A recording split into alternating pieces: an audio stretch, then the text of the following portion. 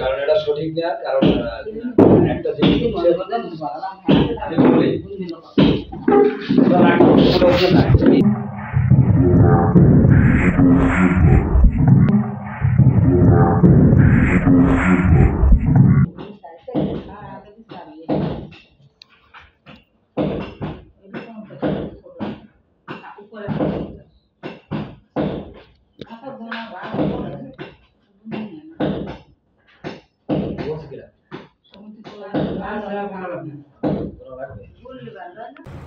আমাদের জেলার গত 2024 সালের কনস্টেবল নিয়োগ পরীক্ষায় একজন ক্যান্ডিডেট রনি মিদা ছিল। এর বাড়ি রানীপুর মেতাগি।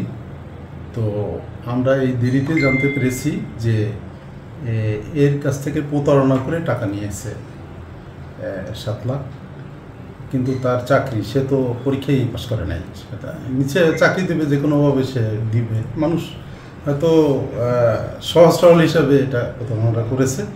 পরবর্তীতে যখন চাকরি হয় নাই তখন 4 লাখ টাকা তারা ফেরত দিয়েছে, 3 লাখ টাকা এখনও দেয়নি আমরা জানতে পেরেছি। তো এটা ব্যবস্থা নেওয়ার জন্য ওসিকে বলা হয়েছে।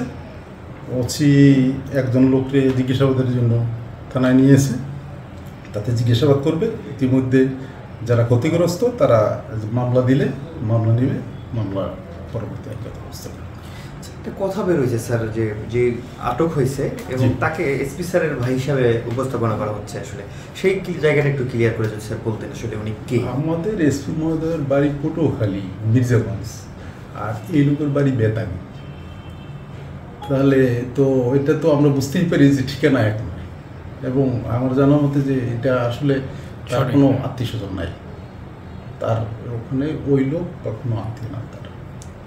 উনি কি কোনো রাজনৈতিক দলের সাথে সম্পৃক্ত বা রাজনৈতিক প্রভাব খাটাইছে, এরকম কোনো অভিযোগ আসছে কিনা? রাজনৈতিক প্রভাব খাটাইছে এরকম কোনো অভিযোগ নাই। অভিযোগ হলো প্রতারণা করছে যে চাকরি পাইয়ে দেবে। আমরা এই পর্যন্ত জানতে পেরেছি যে প্রতারণা করছে যে চাকরি পাইয়ে দেবে, এই আর কি। কীভাবে পাইয়ে দেবে এটা এজাহার যদি আমরা পাই তাহলে এটা বিস্তারিত থাকবে যে সে কীভাবে সে প্রতারণার শিকার হয়েছে, তখন আমরা বিস্তারিত বলতে